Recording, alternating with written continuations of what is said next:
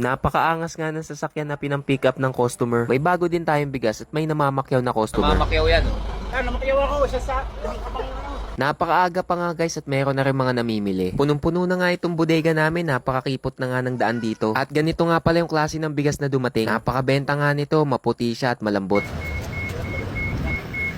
At direkta na dito ilalagay yung bigas galing sa container. Madami na din kasing umorder ng bigas na to, kaya diretso na to sa deliver. At dumating na rin pala si Glenn. Dalawa sila ngayon driver dahil madami kaming deliver. At sinubukan ko na rin magbuhat ng bigas dahil medyo nagmamadali kami at para mabilis. Hindi na nga ako sanay magbuhat nito guys. At nasa 120 sacks kasi itong i-deliver namin. At ganito nga dito kapag umaga, madami na din nagpipick up. At nagulat ako dahil merong magandang sasakyan na magpipick up ng bigas. Ngayon nga lang ako nakakita nito guys. At nagulat ako dahil drop side pala ito. Hindi ko nga alam guys kung anong sasakyan nito pero mukhang malakas. At kung alam nyo, pa-comment naman sa baba kung anong klaseng sasakyan to. At ito ang bagong customer namin ay taga Quezon pa. So tingnan nyo naman guys, napakaangas nito pang pick up ng bigas. At base sa gulong niya, kaya nitong kumarga ng 4 na tonelada. Pero syempre, isasama mo pa yung body, siguro mga kulang-kulang 3 tonelada. At yung customer nga namin, first time daw nila tong kakargahan ng bigas. At makikita mo sa molye niya, parang hindi tinablan. Nasa 30 sako nga pala yung kinarga dito. Napakaangas talaga nito guys.